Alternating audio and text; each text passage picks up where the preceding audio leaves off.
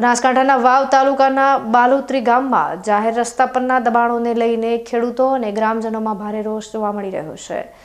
આજે બાલુત્રી ગામના સંખ્યાબંધ ખેડૂતોએ વાવ મામલતદાર કચેરી અને તાલુકા વિકાસ અધિકારીને લેખિત આવેદનપત્ર પાઠવીને પોતાની સમસ્યા રજૂ કરી હતી અને આ દબાણ તાત્કાલિક દૂર કરવાની માંગ કરી છે। ખેડૂતોના જણાવ્યા અનુસાર ગામના હનુમાન મંદિર ચોકથી સર્વે નંબર 670 સુધીનો જાહેર માર્ગ જે અનેક ખેતરો સુધી પહોંચવાનો એકમાત્ર રસ્તો છે, તેના પર કેટલાક લોકો દ્વારા દબાણ કરી દેવામાં આવ્યું છે।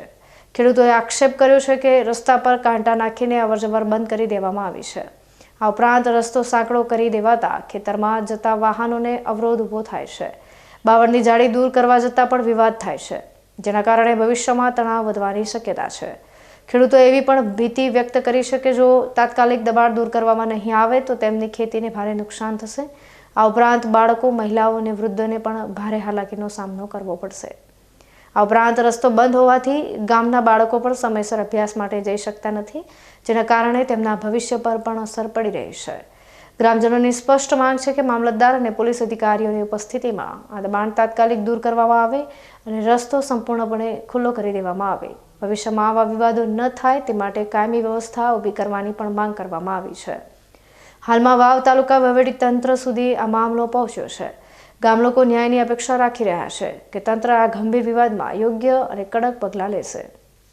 અમારા સાહેબનો રસ્તાની તકલીફ છે, ગામેથી ક્ષેત્ર જવા માટેનો રસ્તો હાંકડો છે, એનાથી અમારે કોઈ ગાડીવાળો આવવા તૈયાર નથી। મારા નાના ભાઈના ડિલિવરી થઈ, ગાડીવાળો નહોતો આવ્યો, એના કારણે અમારે 1 કલાક લેટ પડ્યા એટલે બીજે રસ્તે અમે નીકળી અને ડિલિવરી કરવા ગયા અને ધમા કરતા તો અમારા ભાઈના ડિલિવરી થઈ ગઈ। કોઈ અમારે તકલીફ થાય છે, જાનહાની થાય છે, તંત્રની તકલીફ જવાબદારી રહેશે। રસ્તામાં પ્રોબ્લેમ શું છે? રસ્તો હાવ હાંકડો થઈ ગયો છે, રસ્તો પાણીનો ભરેલ પડ્યો છે, ગુડો હમો કોઈ રસ્તાનો પાણી નિકાલ કરવા દેતા નથી। એટલે પાણીનો નિકાલ કેમ થતો નથી? પાણી તો પૂણી નથી અડવા દેતા। અમારા ક્ષેત્રમાં પાણી નહીં આવે, રસ્તાનું પાણી ચામે લોકો આમાં પીવરાય તો નહીં અને બીજો રસ્તો હાવ હાંકડો કરી નાખ્યો છે, બધું ગળો 6 ફૂટનો રસ્તો છે અમારો ત્યાં હાલ। ટ્રેક્ટર અમારું નીકળી કેતું નથી, પછી અમારો છોકરો છે નાનો એ ભણવા પણ જાય કેતો નથી। વરસાદ હતા 15 દાડા બિલકુલ 4 કિલોમીટરના અંતરે અમે બેઠા હતા। રજૂઆત કરી છે, જો આનો કાયમી નિરાકરણ નહીં આવે શું આપનું? અમે આગળ આંદોલન કરશું, આગળ જશું પાલનપુર કલેક્ટર। બાલુત્રી ગામના શેરિયાનો પ્રોબ્લેમ છે ખેડૂતોને, 60-70 ખેડૂતોને શેરીઓ હોકડો કરીને છે, બે બાજુ ઘેરા ખોજી બાવળાના। અત્યારે 4 થી 5 ફૂટ 6 ફૂટનો રસ્તો બધી જાય, સાધન કોઈ અડીકેતું નથી, કોઈને દવાખાને મોડા સાધન હાલતું નથી, એટલે શેરિયાનો નિકાલ કરવા માટે આ રજૂઆત કરવાનો। બા કેવા પ્રકારનો પ્રોબ્લેમ છે અને આમાં કેટલા ખેડૂતો માનતા નથી? ખેડૂતો લગભગ 60-70 ખેડૂતો છે, એમાં 25-30 ખેડૂતો માનતા નથી। અને આ પાણી કેમ ભરાવો કેમ શા માટે થાય? ભરાવો ખેડૂતો પુણ્ય કરી ઘેડી ને પાણી ખેડૂતોના ખેતરમાં નીકળી જતું। અત્યારે રજૂઆત કરી, સાહેબે શું કીધું?